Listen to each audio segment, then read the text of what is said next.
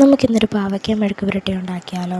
അതിനായിട്ട് സവാള, പച്ചമുളക്, വെളുത്തുള്ളി, പിന്നെ പാവയ്ക്ക. ചട്ടി ചൂടായി വരുമ്പോഴത്തേക്ക് അതിലേക്ക് എണ്ണ ഒഴിച്ചിട്ട് 4-5 അല്ലി വെളുത്തുള്ളി ഇട്ട് കൊടുത്തിട്ട് അതൊന്ന് മുരിഞ്ഞ് വരുമ്പോഴത്തേക്ക് നമുക്ക് സവാള ഇട്ട് കൊടുക്കാം.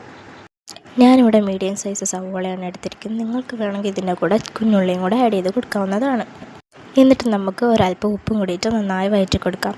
പാവയ്ക്ക എന്ന പേര് കേൾക്കുമ്പോഴേ നമ്മുടെ മനസ്സിലെല്ലാം ഓടി വരുന്നത് കയ്പിൻ്റെ രുചിയാണ്. പാവയ്ക്ക കഴിക്കാൻ ഇഷ്ടമുള്ളവരുണ്ട്, ഇഷ്ടമില്ലാത്തവരുണ്ട്. നമുക്ക് നമ്മുടെ വിഷയത്തിലേക്ക് വരാം. 2 പച്ചമുളക് അരിഞ്ഞിട്ടിട്ട് അത് നന്നായി വഴറ്റി കൊടുക്കാം. അതിനുശേഷം ഉള്ളി ഗോൾഡൻ കളർ ആവുന്നത് വരെ വെയിറ്റ് ചെയ്യുക. അതിനുശേഷം നമുക്ക് പാവയ്ക്ക ഇട്ട് കൊടുക്കാം.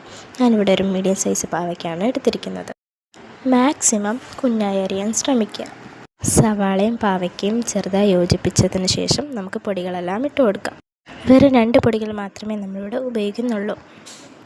ആദ്യം മുളക് പൊടി 1/2 ടേബിൾ സ്പൂൺ, പിന്നെ മഞ്ഞൾപ്പൊടി 1/4 ടീസ്പൂൺ, പിന്നെ കുരുമുളക് പൊടി അത് ഓപ്ഷണലാണ്. പിന്നെ ഉപ്പും കൂടി ഇട്ട് കൊടുത്ത് നന്നായി വഴറ്റി കൊടുക്കുക.